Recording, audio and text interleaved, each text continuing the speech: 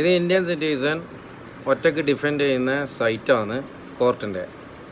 പക്ഷെ ഇവിടെ അടിച്ചു നോക്കിയിട്ട് ഇന്ന് തലശ്ശേരി പോയാലോ എന്ന് ആടിയിടയിൽ കയറി ചോദിച്ചിട്ട് കാര്യങ്ങൾ അറിഞ്ഞത്. അങ്ങനെ തലശ്ശേരിയിലെ സംഭവം കണ്ട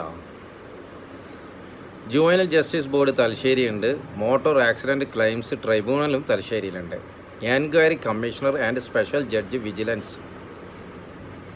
സംഭവം കണ്ട നമുക്കിനി ഇത് മൂന്നും ടെസ്റ്റ് ചെയ്യണം. കാരണം ഇന്ത്യൻ സിറ്റിസൻ്റെ കയ്യിലുള്ള പ്രൂഫ് ഈ മൂന്നാളടുത്ത് എത്തിച്ചു കഴിഞ്ഞാൽ എന്ത് മറുപടി കിട്ടുമെന്ന് നോക്കാം. അപ്പോൾ യാത്രകൾ ഇനിയും കൂട്ടേണ്ടതാണ്, ഷെയർ ചെയ്യാം.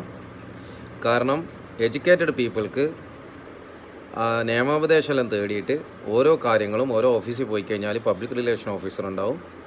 ഈ ഓഫീസർ അടുത്ത് കാര്യങ്ങൾ ചോദിച്ചു കഴിഞ്ഞാൽ നിങ്ങൾക്ക് ഏത് ഓൺലൈനിലും പരാതി കൊടുക്കാം, ആരും നിങ്ങളെ തടയൂല. കാരണം ഇവർ ഡെവലപ്മെൻറ്റ് എന്ന് പറഞ്ഞിട്ട് ഇവരെ പോക്കറ്റാണ് ഡെവലപ്മെൻ്റ് ആകുന്നത്. കാരണം ഫസ്റ്റ് ക്ലാസ് മജിസ്ട്രേറ്റിന് സർക്കാർ വണ്ടിയില്ല, ഫസ്റ്റ് ക്ലാസ് മജിസ്ട്രേറ്റിന് സർക്കാർ വണ്ടിയില്ല. പക്ഷേ MLAക്കും MP-ക്കെല്ലാം വണ്ടിയുണ്ട്.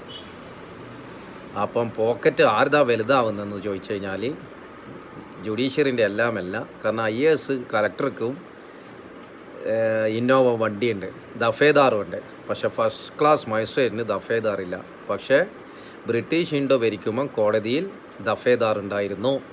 സോ എല്ലാം കൂടി പറഞ്ഞു മാട്ടൂലിൻ്റെ മണ്ണിൽ നിന്ന് ഇന്ത്യൻ സിറ്റിസൺ.